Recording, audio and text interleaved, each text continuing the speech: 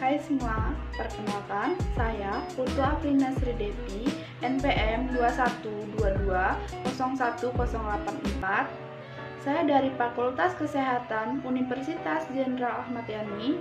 Di sini saya akan melaksanakan praktikum sel eukariotik. Saya akan menggambar serta mengevaluasi bagian-bagian organel sel beserta fungsinya.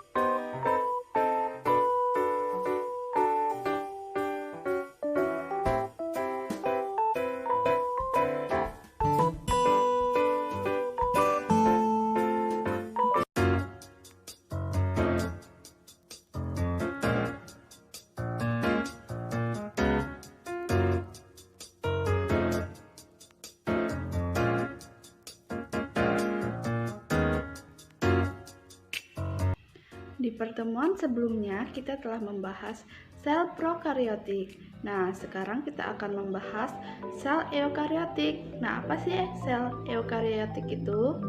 Sel eukariotik merupakan sel yang memiliki membran inti dan juga sel yang memiliki sistem endomembran. Sel eukariotik juga mempunyai organel-organel sel. Di antaranya yang pertama, membran plasma. Membran plasma memiliki sifat selektif variabel, dapat menyeleksi molekul yang masuk ke dalam sel. Membran plasma tersusun atas lipid, protein, dan karbohidrat. Fungsi membran plasma melindungi sel, mengatur keluar masuknya molekul, dan tempat berlangsungnya reaksi respirasi serta oksidasi. Yang kedua ada organel sel sitoplasma. Sitoplasma bersifat mampu mengenali dan menghantarkan rangsangan. Fungsi dari sitoplasma sebagai sumber bahan kimia sel, tempat terjadinya reaksi metabolisme. Yang ketiga ada membran inti. Membran inti adalah lapisan terluar inti sel yang terdapat pada organisme eukariotik.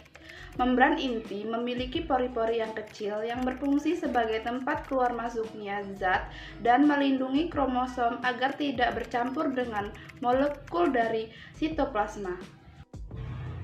Yang keempat ada nukleoplasma, adalah cairan yang terdapat pada inti sel. Yang keenam ada nukleus, adalah anak inti sel yang berfungsi sebagai tempat sintesis RNA. Nukleus berfungsi sebagai pengatur pembelahan sel dan mengendalikan seluruh kegiatan sel. Lalu ada nukleus.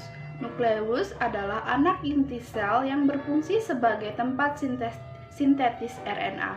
Nukleus berfungsi sebagai pengatur pembelahan sel, mengendalikan seluruh kegiatan sel, membawa informasi genetik dan replikasi DNA serta sintesis protein. Selanjutnya ada retikulum endoplasma atau RE. RE merupakan penghubung membran inti, ribosom, badan Golgi yang membentuk kantong pipih yang memenuhi sebagian sitoplasma. Ada dua bagian RE. Yang pertama RE halus adalah RE yang tidak memiliki ribosom, letaknya jauh dari membran inti. Fungsi RE halus adalah sebagai tempat sintetis lemak untuk hormon, metabolisme karbohidrat, penyimpanan kalsium, dan detoksifikasi racun. Lalu ada RE kasar. RE yang memiliki ribosom letaknya dekat dengan membran inti. Fungsinya adalah untuk menyintetis protein bersama ribosom yang akan digunakan di membran atau di luar sel. Jadi, secara umum, fungsi RE yaitu menyintetis lemak dan kolesterol, alat transportasi molekul, menetralkan racun, serta menampung protein yang disintetis oleh ribosom. Selanjutnya ada ribosom. Ribosom merupakan unit gabungan protein dengan RNA. Ribosom tersebar bebas di sitoplasma dan ada yang menempel di RE. Ribosom berfungsi menyintetis protein untuk kegiatan metabolisme sel. Selanjutnya ada badan Golgi. Badan Golgi merupakan kumpulan ruang, gelembung kecil, dan kantong kecil yang bertumpuk-tumpuk. Badan Golgi berfungsi menjalankan sistem sekresi, membentuk membran plasma, tempat sintetis polisakarida, membentuk kromosom. Selanjutnya ada mitokondria. Mitokondria terdiri dari membran dalam dan membran luar. Selanjutnya ada bagian membran dalam untuk melangsungkan rantai respirasi sehingga menghasilkan ATP. Krista untuk memperluas permukaan membran dan menyerap oksigen. Matriks untuk asam lemak. Mitokondria merupakan tempat berlangsungnya respirasi sel dan mampu menghasilkan energi. Lisosom. Lisosom merupakan kantong membran yang berisi enzim pencernaan, di antaranya protease, lipase, nuklease, porfase. Lisosom berfungsi untuk melakukan pencernaan intrasel, menghancurkan struktur sel yang tidak dikehendaki atau autofagi, membebaskan enzim keluar sel atau eksositasis, menghancurkan diri sel atau autolisis. Lalu ada sentriol. Sentriol memiliki struktur berbentuk bintang yang berfungsi sebagai pembelahan sel baik secara mitosis dan meiosis.